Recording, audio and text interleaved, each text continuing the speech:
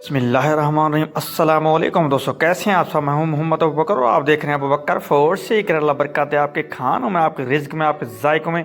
तो मेरे प्यारे प्यारे दोस्तों, आज मैं आपके लिए आलू की रेसिपी लेके आया हूँ। बनाना बहुत ही ज़्यादा आसान है और इतना मज़ेदार, लजीज और टेस्टी बनते हैं कि आप उंगलियां चाट जाएंगे। और आज आपको अल्हम्दुलिल्लाह से कुछ नया जानने को, कुछ नया सीखने को मिलेगा।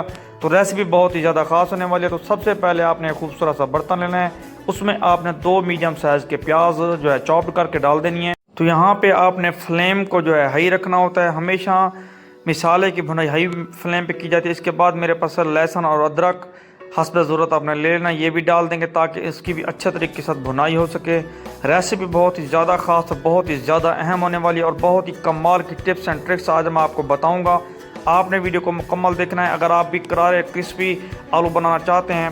इसके बाद मेरे पास है एक बड़े साइज़ का टमाटर और मैंने हरी मिर्च ले लिया है। हस्ब ज़रूरत आप ले सकते हैं, क्वांटिटी कम ज़्यादा आप कर सकते हैं, इसमें कोई मसले वाली बात नहीं होती।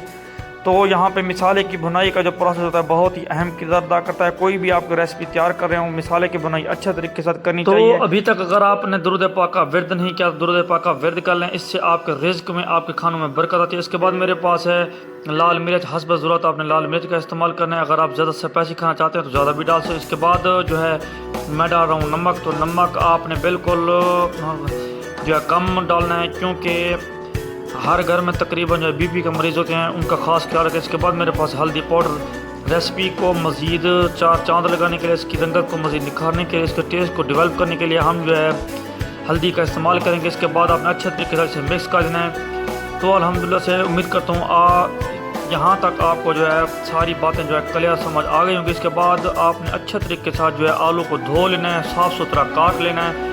इसके बाद आपने इस तरीके के साथ जो है इसकी शेप में काटना है। तो अल्हम्दुलिल्लाह से ये भी हम डाल देंगे। तो यहाँ पे आपने जो है फ्लेम को मीडियम कर लेना है। तो अल्हम्दुलिल्लाह से अभी तक अगर आपने हमारे चैनल को सब्सक्राइब नहीं किया तो चैनल को सब्सक्राइब करें, इससे जो है हमारे काम की हौसला अफजाई होती है। तो अल्हम्दुलिल्लाह से इसकी आप जो है रंगत देख सकते हैं माशाल्लाह से। आप इसमें जो है पानी का इस्तेमाल करूँगा, तकरीबन मैं जो है 1 गिलास पानी का डालूँगा ताकि जो आलू हैं वो नरम मुलायम, सॉफ्ट और जूसी हो जाएँ, मक्खन और मलाई की तरह हो जाएँ। तो अल्हम्दुलिल्लाह से पानी डालने के बाद आपने इसे जो है कवर अप कर देना है। तकरीबन आपने 5 से 7 मिनट तक के लिए इसे कवर अप कर देना है। कवर अब मैं इसका करूँगा रिमूव। तो वह मेरे मालिक की शान, उसकी रहमतें, उसकी नेमतें, उसकी बरकतें माशाल्लाह से आप देख सकते हैं। तकरीबन जो है हमारे आलू जो है हाफ डन से जो ज़्यादा पक चुके हैं। तो अल्हम्दुलिल्लाह से 3 से 4 मिनट तक के लिए अब मैं इसकी मज़ीद जो है भुनाई करूँगा ताकि जो इसका शुरबा है वो गाढ़ा हो जाए और जो इसमें थोड़ी सी हड्डी बाकी है वो भी नरम मुलायम हो जाए, सॉफ्ट हो जाए, जूसी हो जाए।